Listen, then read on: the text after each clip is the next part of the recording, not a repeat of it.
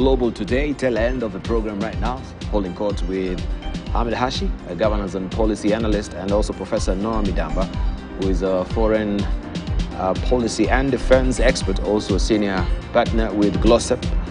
And we were expecting Erastus Mwencha, Ambassador Erastus Mwencha, who is the chair of the Africa Capacity Building Foundation, former deputy chair of the African Union, and also Dr. Patrick Maluki, who is the chair of School of Diplomacy and International Relations at University of Nairobi. Couldn't make it, but we've been flying with the two, doing a good job. East African this week has been holding this particular splash. It's all about the East African community, which is a bit wary of the EU-Kenya trade deal. And experts, they've weighed in and they're saying some provisions of the East African preferential trade area jeopardizes the common market at a time Africa is propping up its own trade or free trade area to boost local producers. This is a story on page 4 and 5 of the East African. I'll just head over there to just read a snippet of what it's saying to just act as a segue to our discussion here. And this is not the first time Kenya has been caught in this particular scenario. We had President Uhuru Kenyatta and Donald Trump, who had also a free trade area agreement, and the East African community raised special umbrage with that as well. And it says here, a story by Luke Anami, that with fanfare and ceremony last month, Kenya last month signed the long-awaited economic partnership agreement, not the East African as I put it, with the European Union, effectively cementing a quarter-free duty-free access to the European market by local exporters. But in spite of the much-touted benefits, the deal awaiting endorsement by the European Parliament will not change much, at least not in the short term, because Kenya already enjoys duty and quarter-free trade with the EU under temporary special arrangement in place since 2014, after East African community partner states abandoned Nairobi in pushing the agreement. Experts say the signing of the pact in State House Nairobi on June the 19th affords Kenya the certainty it required to attract investors from Europe. The private sector in the region has also come in support of the deal, noting that it will create more opportunities for business. Most of what we have heard about the EPA is linked to climate change and environmental conservation, which is good, but it should take squarely into account the development of Kenya's businesses that benefit the majority.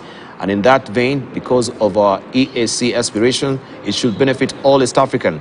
This is what Simon Kaheru, the Vice Chair of East African Business Council, said. He urged EAC partners to states to take interest in the agreement. And we want just to discuss this as well with our panelists. First of all, this is not the first time we've been here. And the leaning of this is most about the climate change.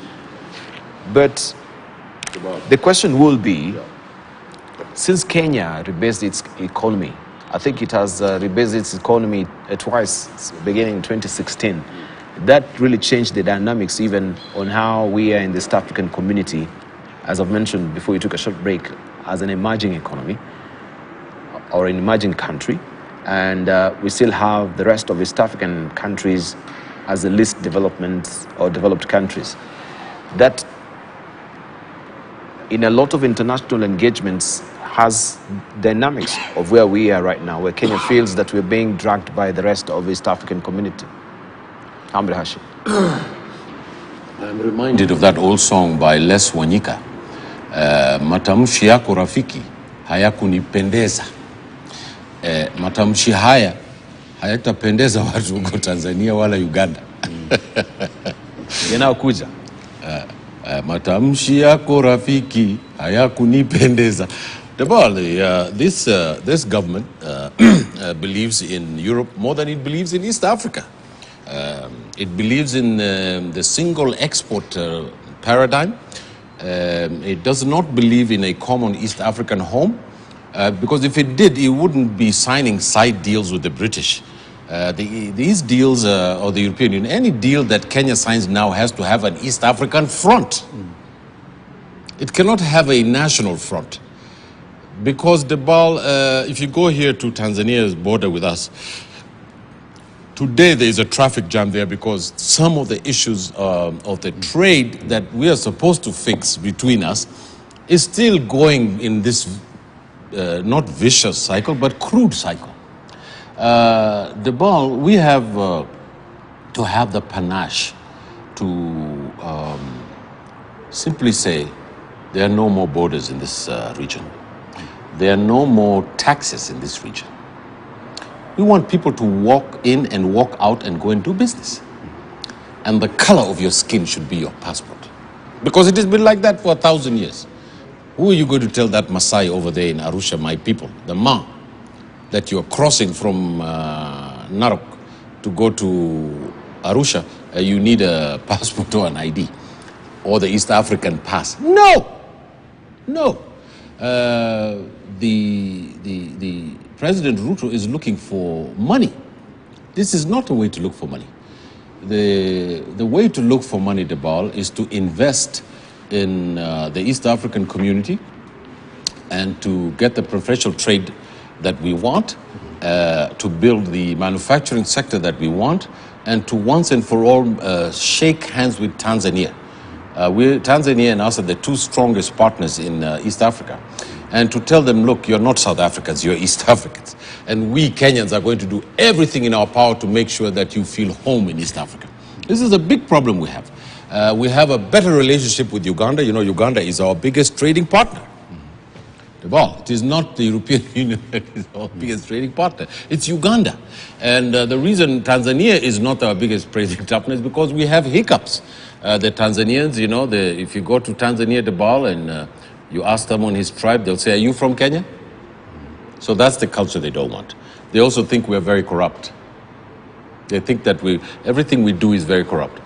We have no other choice for 150 million people in this region except to unite and to bring together our economies and to think in a very critical way about how we're going to create jobs for the young people. And if we don't do that, Debal, and we continue keeping our focus on sending flowers to Amsterdam, this is not how to run an economy, Debal. Yeah, but Amsterdam has been, of course, the greatest importer of flowers. Yes, Debal, it's very good that we're sending flowers to the people in the Netherlands. It's okay, but Debal, we're living in the 21st century.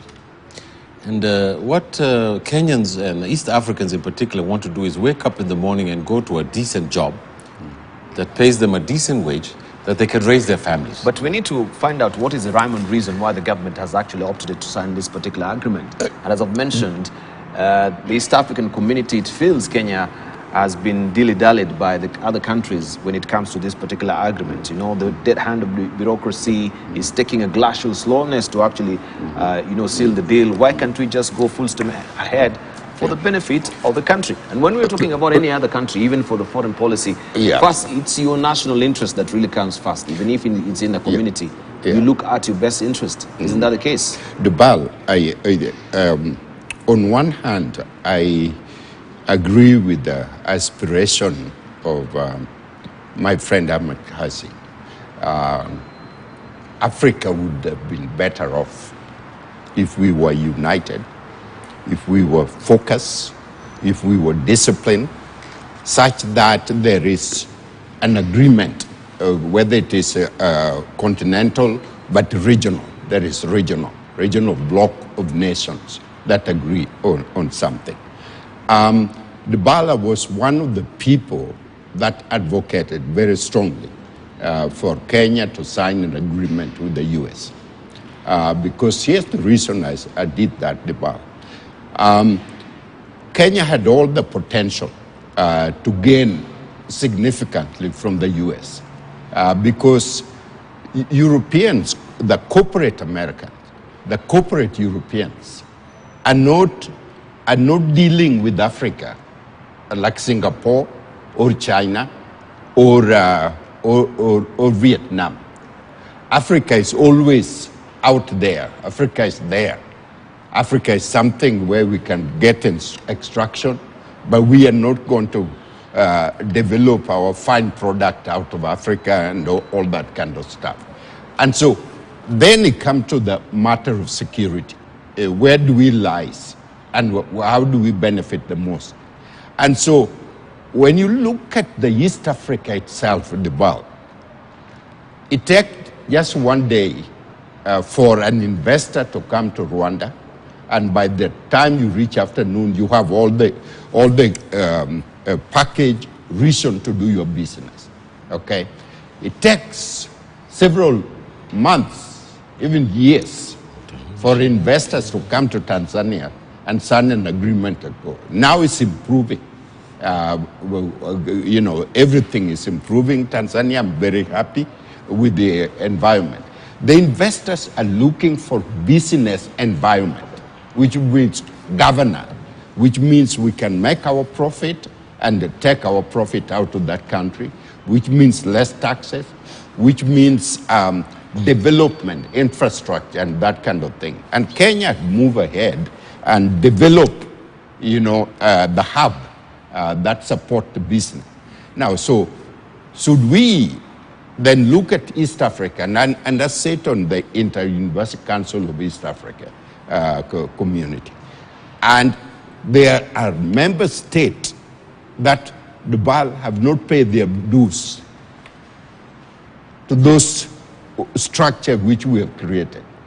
You know, when it comes to benefit, oh yes, you know, will give us our half, we need to benefit.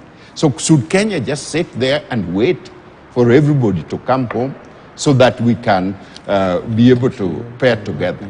Realistically, ideally is to take the European Union example.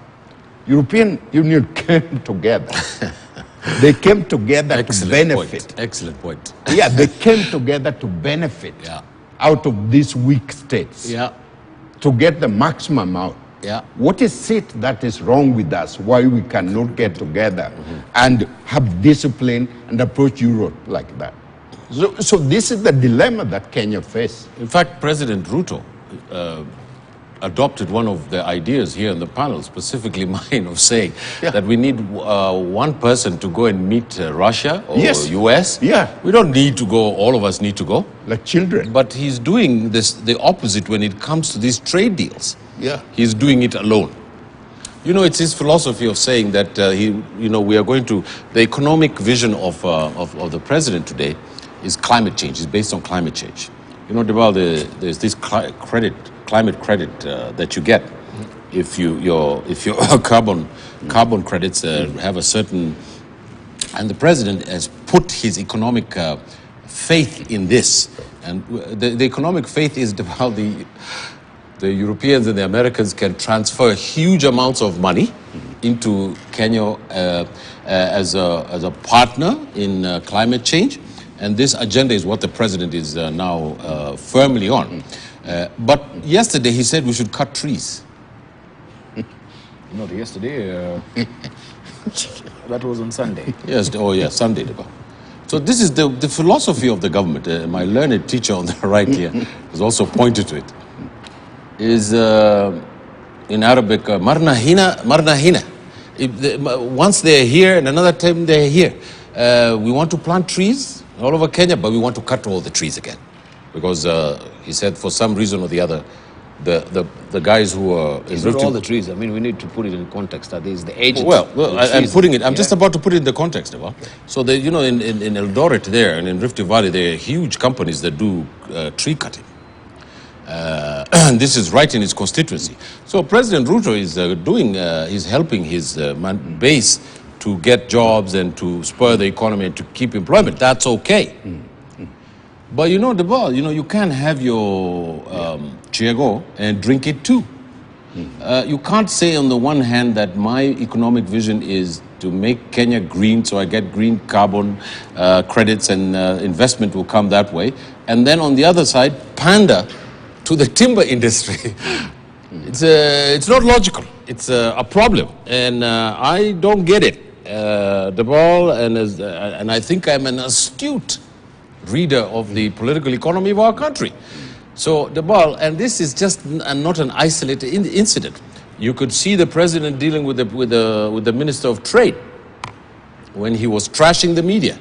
The president said that he agrees with the president, with his minister on trashing the media. The government has to chew gum and walk at the same time. If it does not do this, Debal, then it's going to look like we're not being serious about governing this country. I testify, Debal, that there is a solution to all these problems, and I've kept on telling the government to that. I've said two things: that you want to understand the region, get a special envoy. I've said that many times here. Yes. I've said get a special envoy because the president is going to be dealing with domestic issues more. So he needs to get a Great Lakes special advisor, because Debal, we're going to talk about the Great Lakes, and you know the Great Lakes is going down the outhouse again. So we would have known about the Sudan. There's a transition of troops in Mogadishu today. We don't know if the envoy needs to report to the president, but we don't have it. Debal, we also need an economic, the economic council that the president has appointed. Mr. Ndi, Mr. Mohammed Hassan, there's people in the economic council. Debal, they have not produced anything for the Kenyan public to touch, to eat. There's a Liberian saying in Liberia that these truths are self-evident, that if you did not eat rice today in Liberia, you did not have lunch. So this is the problem of Kenya. It's like ugali. It's like ugali. Self-evident truth is that people are not eating ugali. Even if you eat rice, Yeah, you have to eat ugali at the same time. I don't know what Nigeria. I don't know what the economic council is eating for lunch, Yeah. or if they're out to lunch. All right. I wanted just to ask a question regarding this particular agreement and the Africa Free Continental Trade Area, because first of all, it was meant to boost inter-Africa trade from 15% to at least 25% within the next 10 years. We're speaking when this was mooted earlier on in 2018, 2017 there, in order to protect the continent from external shocks like changes in commodity prices or exchange rates. If we sign it still, it's undermining also the spirit of the Africa Free Continental Trade Area. COMESA. Because, of course, even COMESA, but now we're speaking about the after. I think that was a big one, because everyone was saying this will be a significant change, and having all these economies, I mean, that will be a huge eye-popping figure as far as our beginning figure is concerned. Yeah, you see, we have had missteps right from the 60s when we became independent. Africa was supposed to be united. Jamal Abdel Nasser, Tom Mboya, Nkrumah, you know, united. Nyerere said, wait a minute, let's unite the region and then bring us together. So sort of just fell apart. So AU became just a meeting, AOU, a meeting, then people go back and do whatever they want. AU is supposed to be much more serious in bringing Africans together. Free trade makes perfect sense, Dubai. Africa is trading with each other at 15%. Europe is trading with each other at more than 75%. Asia trading with each other at 50%. Now, how are you going to tell the Asian, oh, wait a minute, you know, wait for us? Africa needs to take care of itself, Dubai. And so comes a frustration of countries like Kenya, like Rwanda, which, now wait a minute. The goods are being destroyed on the border, and the trucks are sitting near Malaba, going for miles. Instead of free trade, going in and out of Uganda into the Central Africa and bringing goods and services and selling, you know, we create bureaucracy after bureaucracy and taxes after taxes. We're not moving. And so unless we change our mindset and serious about this free trade, it's not going to happen. And therefore Europe is not sitting there. Europe looking at opportunity to benefit Europe. And Europe has created a very complex system, including intelligence gathering and dissemination. You can move from Italy all the way to Scandinavia, and they know your movement because they say all the intelligent network. And goods and services move very quickly, free between the country to another. You have one passport, there is no visa. And here, you come from Nigeria and you work for Dangote, you know, the richest man in Africa, who wants to invest in Uganda. And then you're kept at the airport for hours because you don't have visa to come. So how do you explain all this kind of thing? No, this is not how to grow. And we are intelligent. As he just said, we have economic, what is it, economic... Council. Council. Whatever. Debal, I think what my learned senior on the right is saying is that we're not saying that Kenya should not trade with Europe. We're not saying it should not trade with the Americans.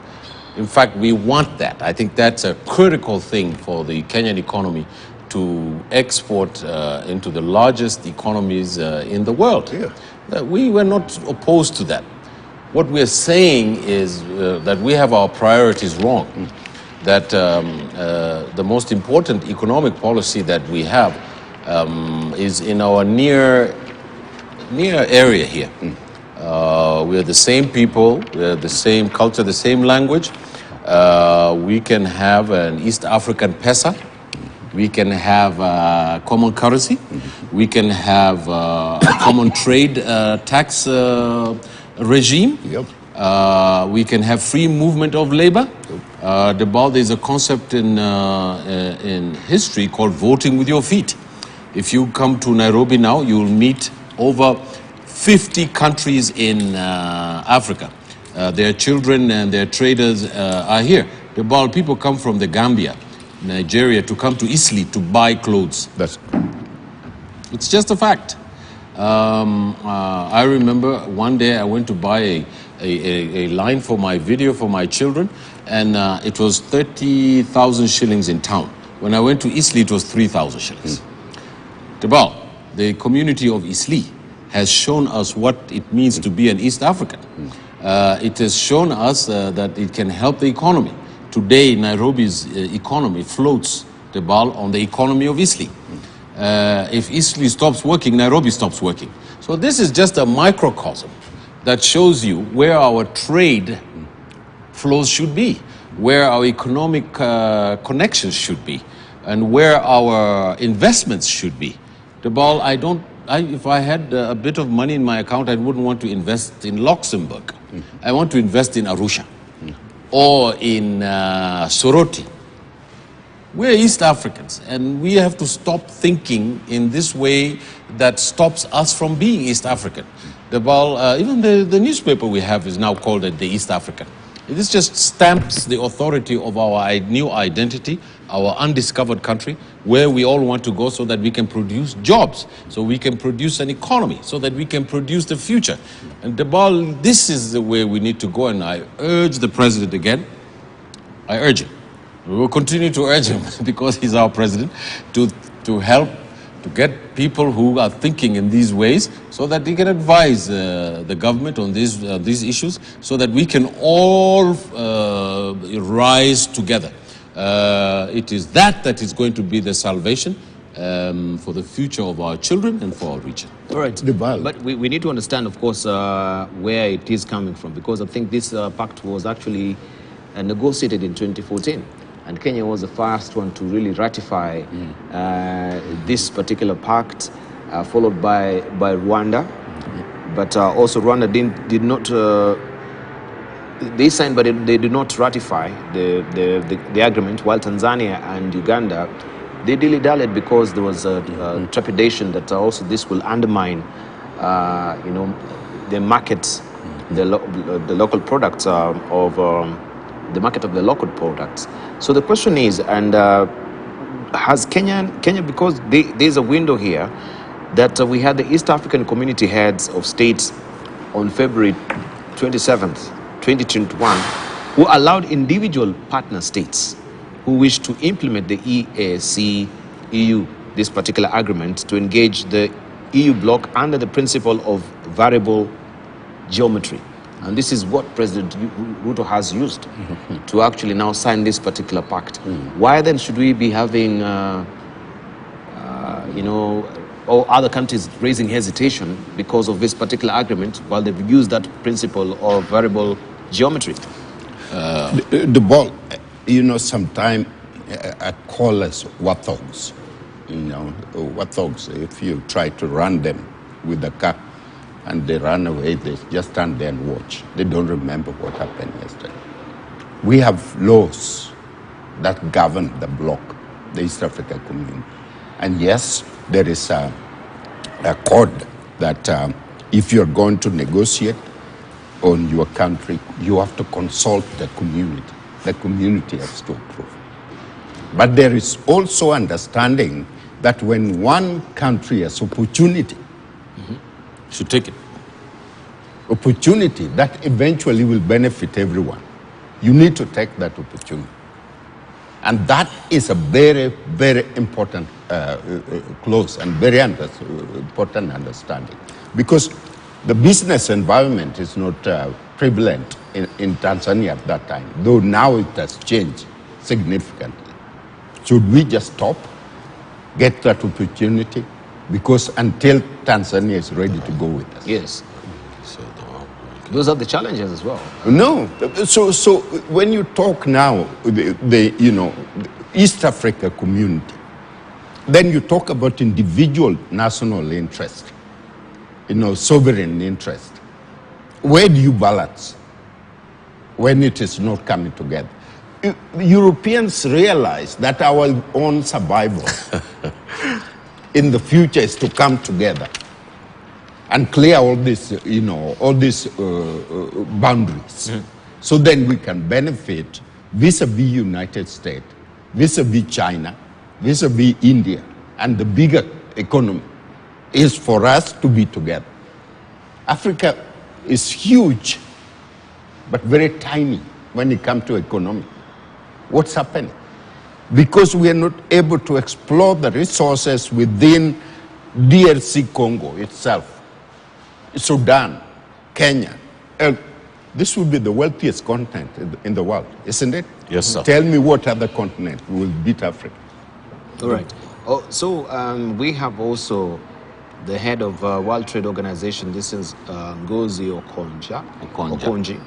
And she was really talking about there are many threats to open free trade and fair trade in Africa, and a few people are better placed to address them, of course, than her. And she raised concern, especially of the value added or value addition to our products.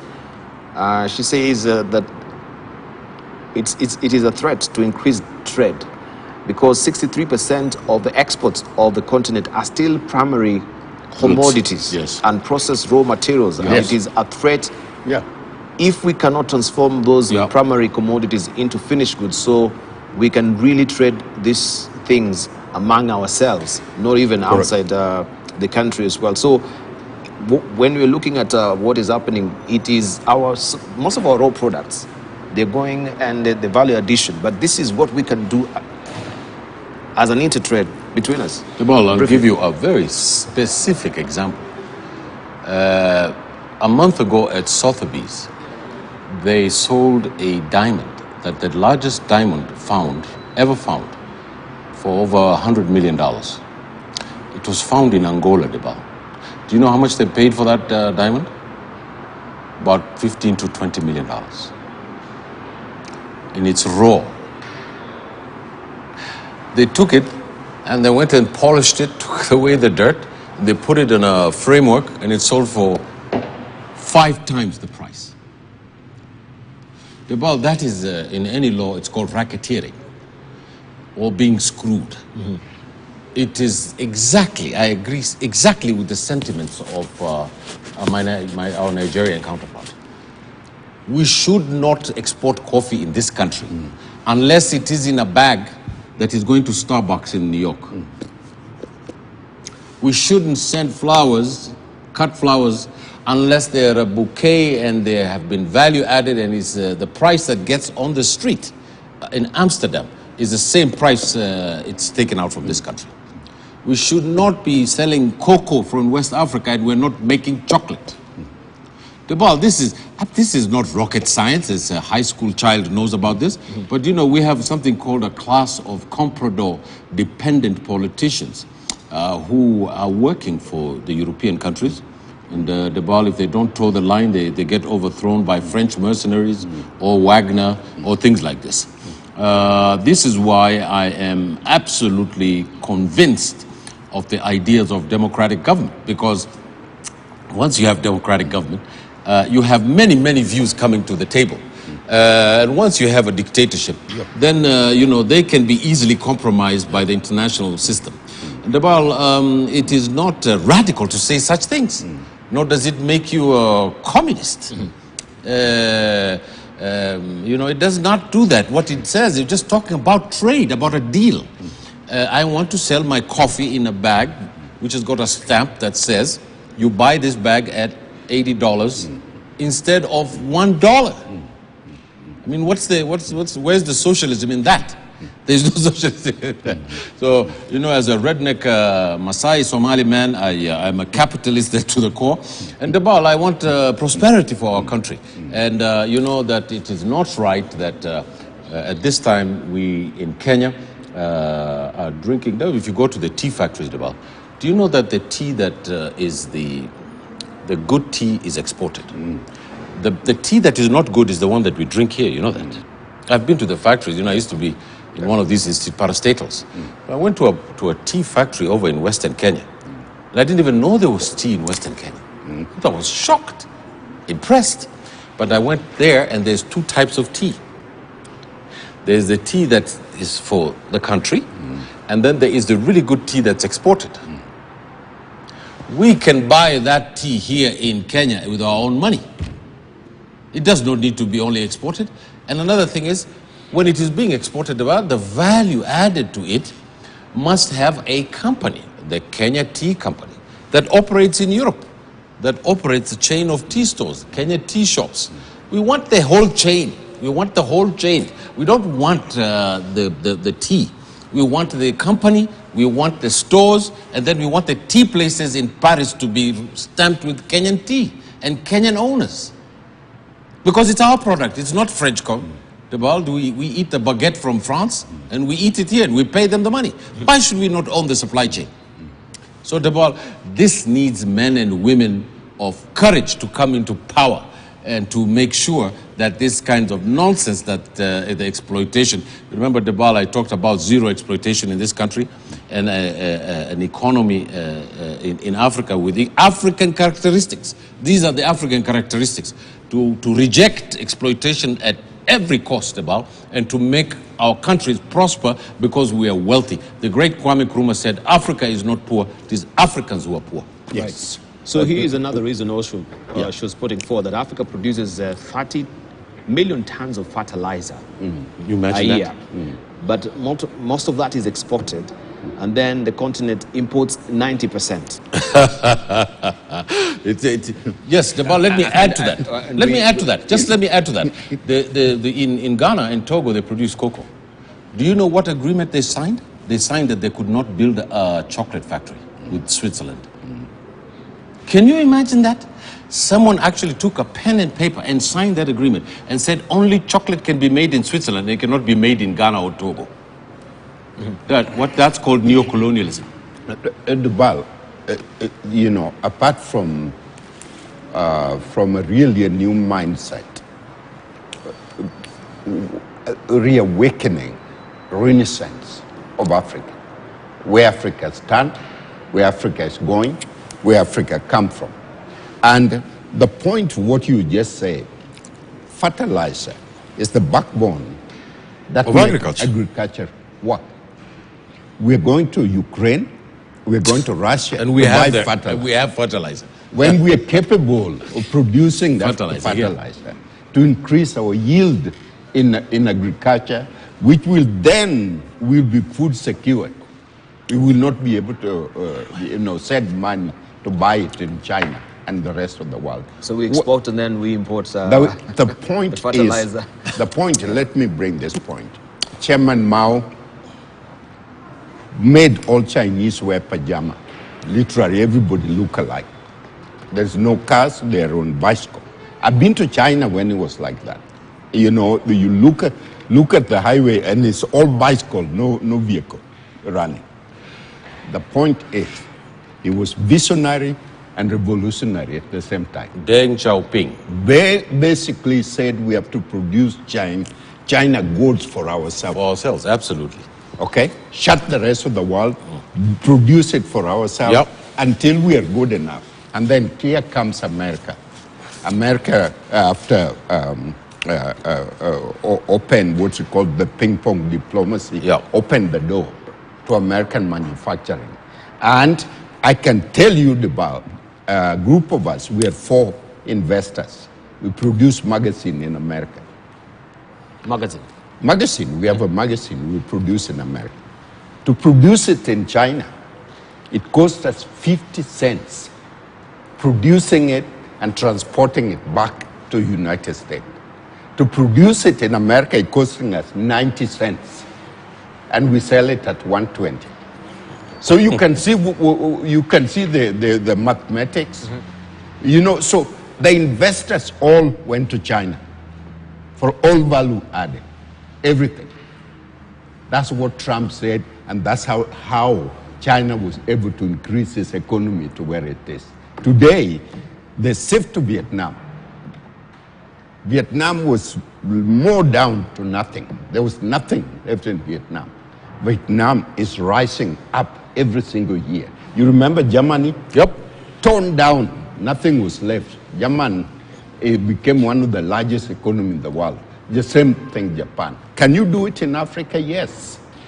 But Africans have to visionize. Africa has to realize, Africa has to be disciplined in order to create the kind of environment.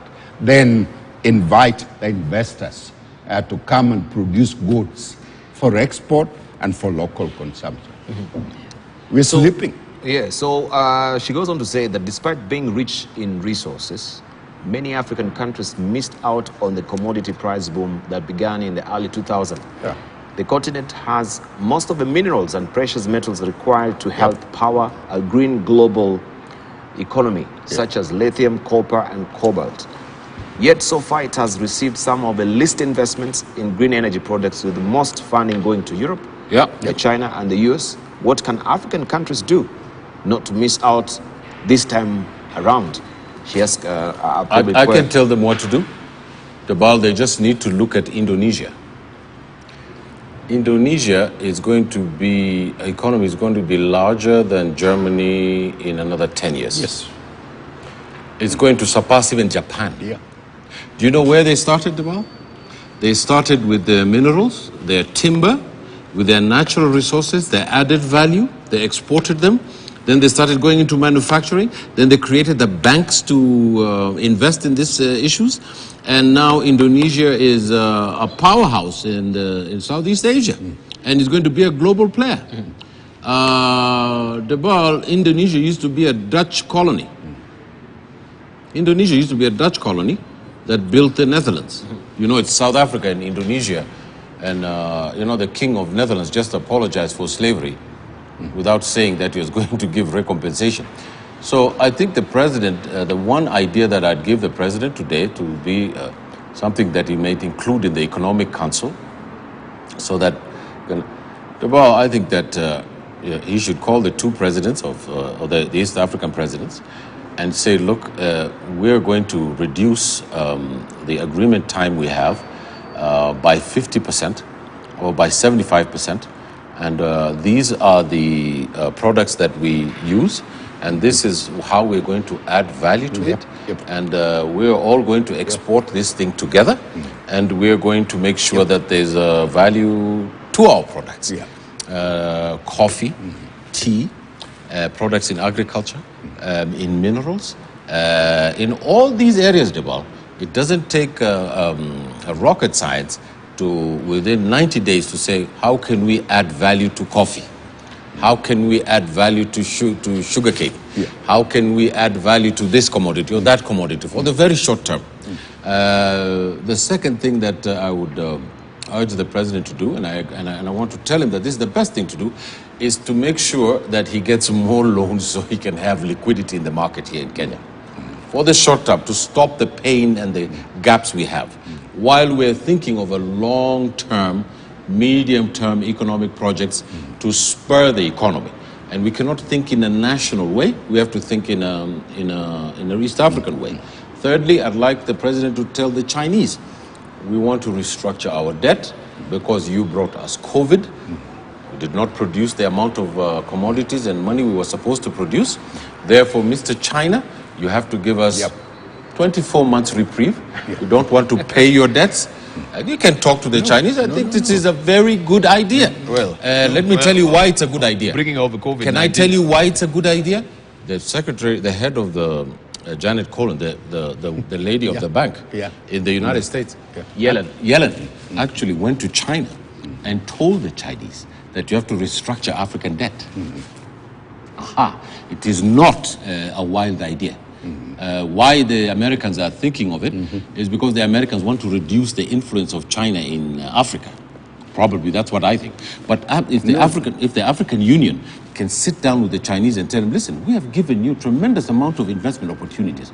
We took your money, we built things, but we are having a problem right now. Our problem did not come from us. We got it from COVID. For 2 years, we didn't work.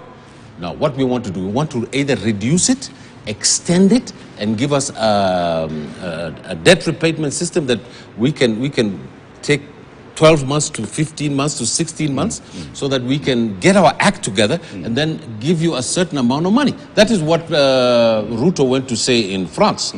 Apart from his plea to the international financial system, whom they will never agree, which they will reject, and I think they must have been laughing at it because they're not going to allow that. Once they give that to one creditor, it means they have to give it to all the creditors in the world. And that will create a mishmash in the financial system. We are going to have to sail on our own. We have to create an economic vision for our own. But for right now, to get the people of Kenya out of these tough times, President has to renegotiate all the debts that we have taken for a period of 24 months so that there can be liquidity in the market, and this nonsense here in the city can stop of people not having money even to have lunch. Last comments? Yeah, we are just coming to wrap up the show, but I wanted just to get your comments as well, because you began by talking about the youth who are filing up at the immigrations, Nyao House, seeking for passports to go out of the country, looking for other opportunities.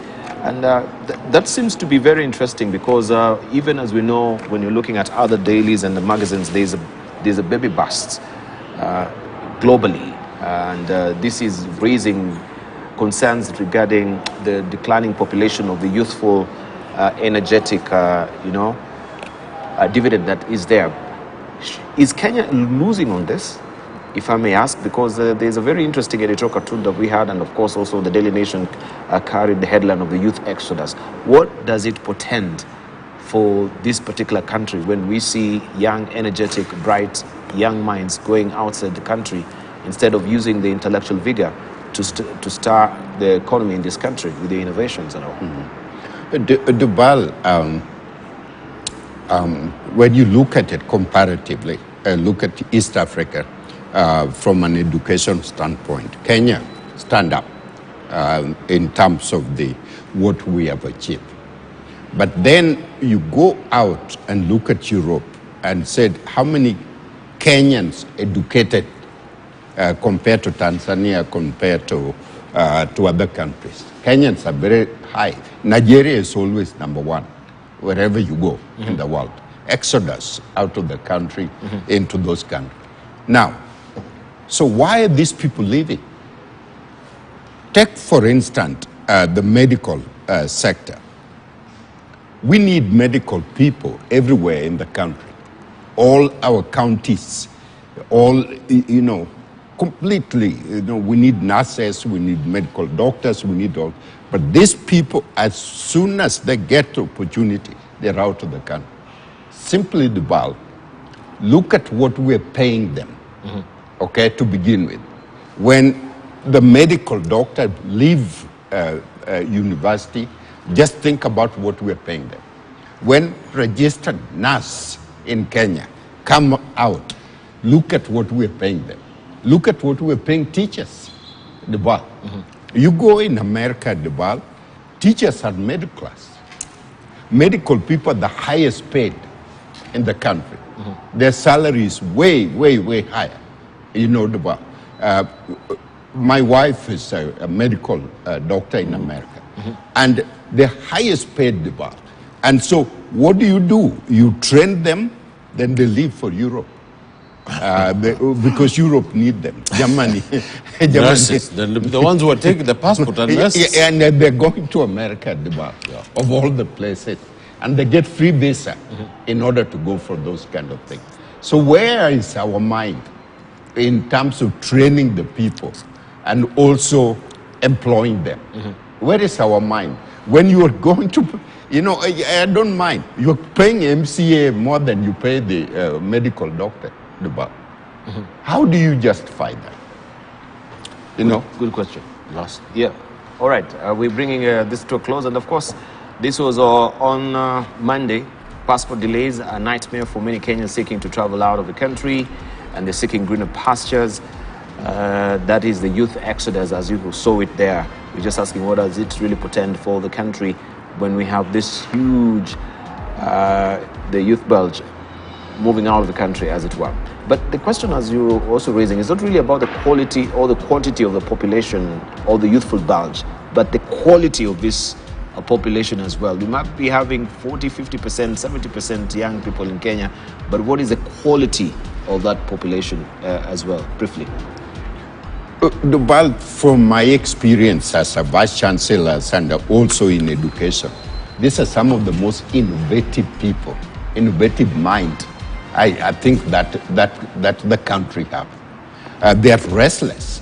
They're looking for opportunity. Thank you.